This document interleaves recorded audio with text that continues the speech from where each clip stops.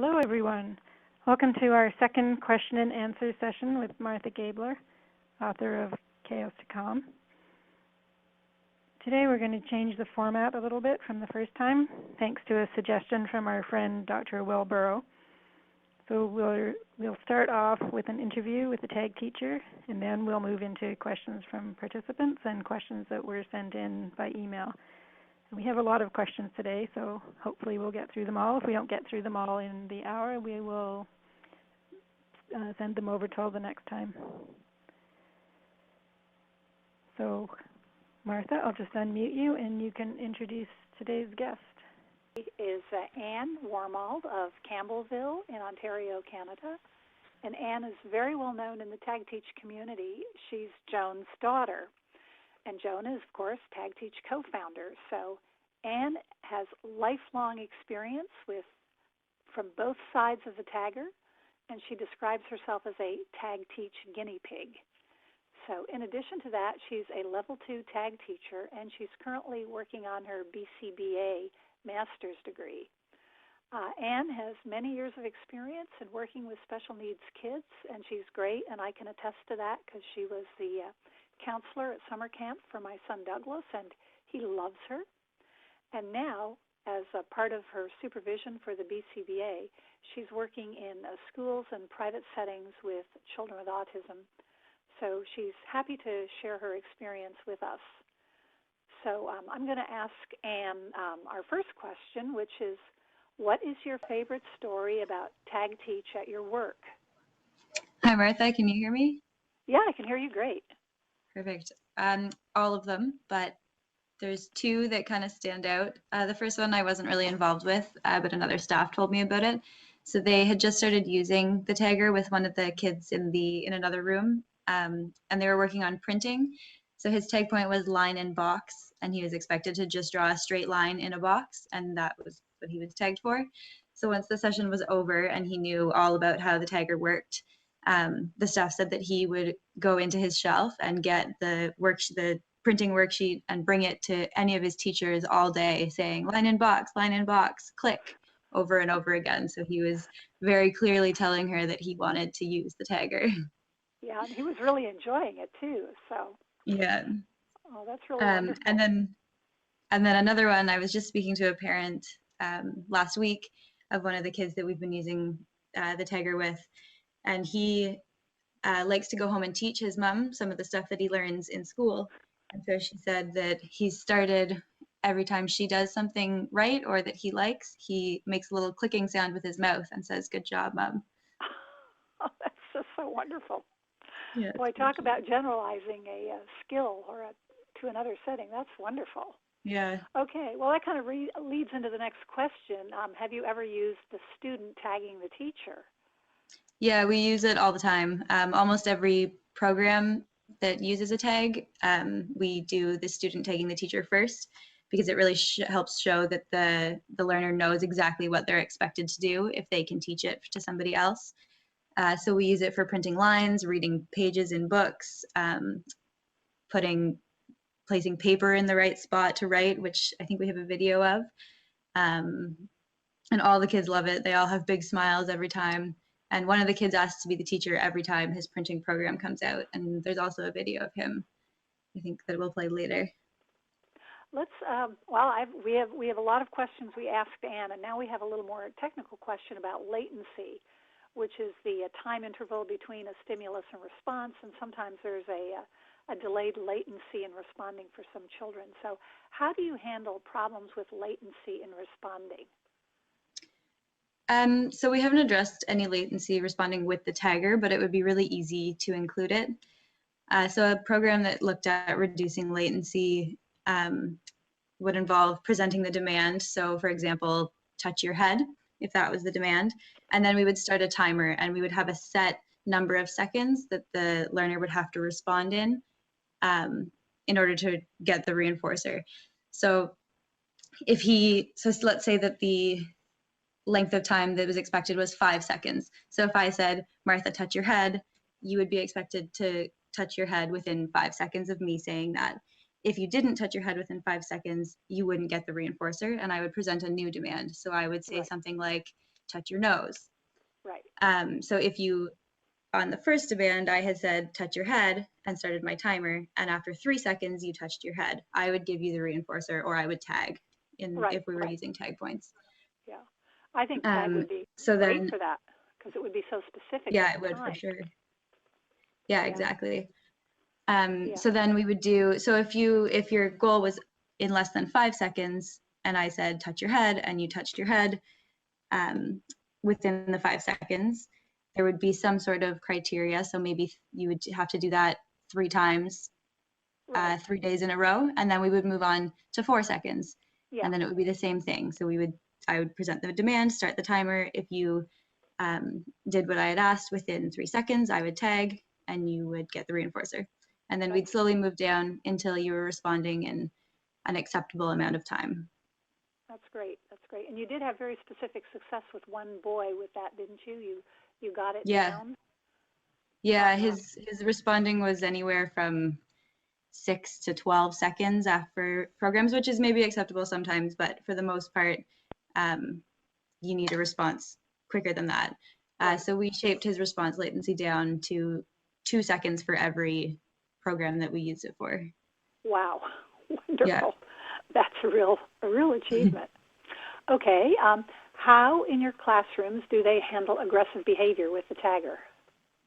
So right now there's not a lot of aggressive behavior in the classroom, but we do have one learner that we have been using it for. So they made tag points based on your other webinars. So some of the tag points were quiet mouth, still hands, still feet, engaging with toys or books in the room. So anytime she started to engage in aggressive behavior, which ranged anywhere from yelling, screaming, throwing herself on the floor, hitting, kicking, biting, pushing, we just looked for any time that her mouth was quiet, anytime that her hands were down, anytime that both feet were on the floor. If she picked up a book, that would be a tag. So I think this was really valuable because it took the teacher's focus off of the bad things that she was doing and forced them to look for the good things, which can be hard. It also, as you know, it can also be hard to not take it personally when a child is trying to hit or kick or bite you. So I find that focusing on the good things they're doing rather than the bad helps with that. It can change the teacher from thinking, why is she doing this to me, to how many times can I reinforce her. So for this particular girl, it really helped to reduce the amount of time she spent having tantrums. And as kind of a bonus, it created some new reinforcers.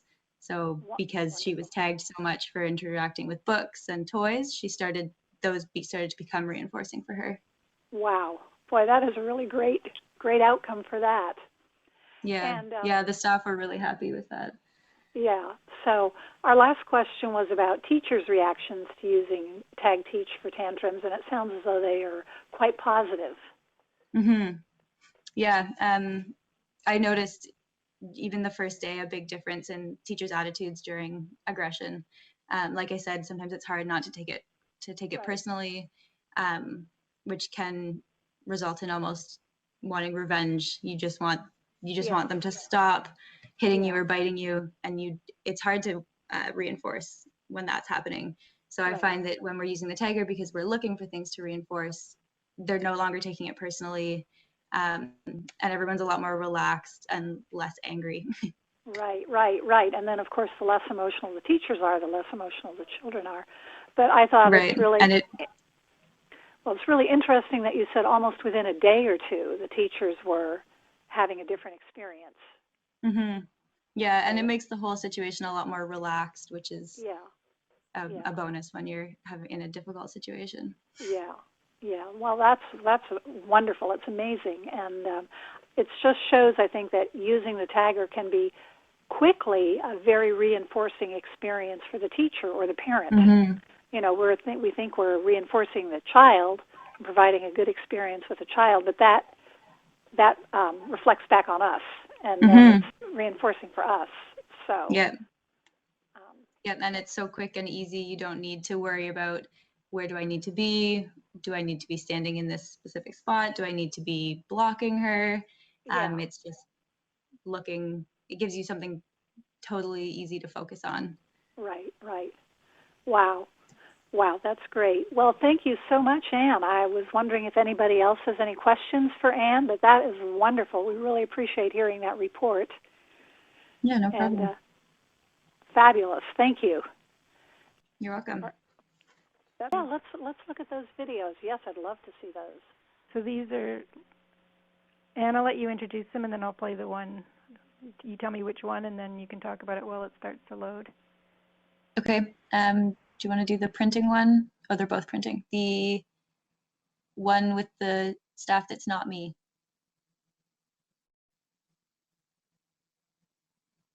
So this one is the one I was talking about earlier, who really, really loves to be the teacher. And this is the program that he always wants to be the teacher for. So you see that when she asks him in here. This is the printing program.